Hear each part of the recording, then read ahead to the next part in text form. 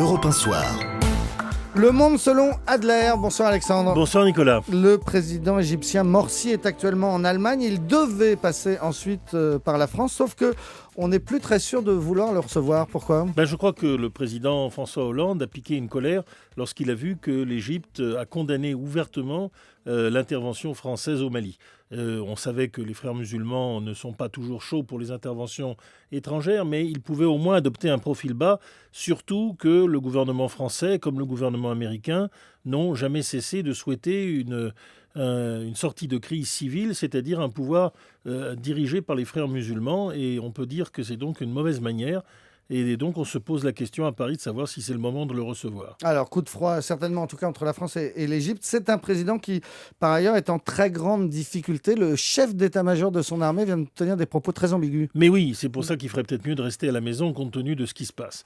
En effet, le général Sissi, le chef d'état-major, qui est le nouveau général qui a été nommé de manière consensuelle, l'armée acceptant de se débarrasser de toute sa vieille hiérarchie et faisant monter des généraux qui ne sont pas des islamistes, mais qui sont islamo-compatibles, eh bien l'armée a commencé à bouger.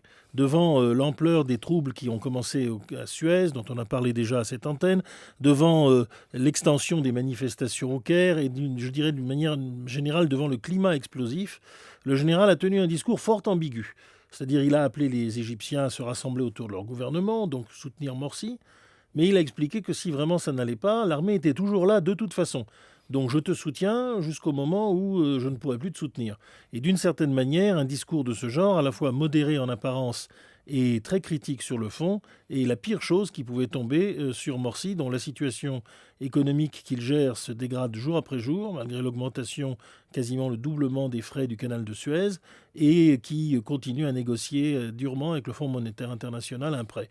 Donc c'est vraiment pas très bon pour les frères musulmans.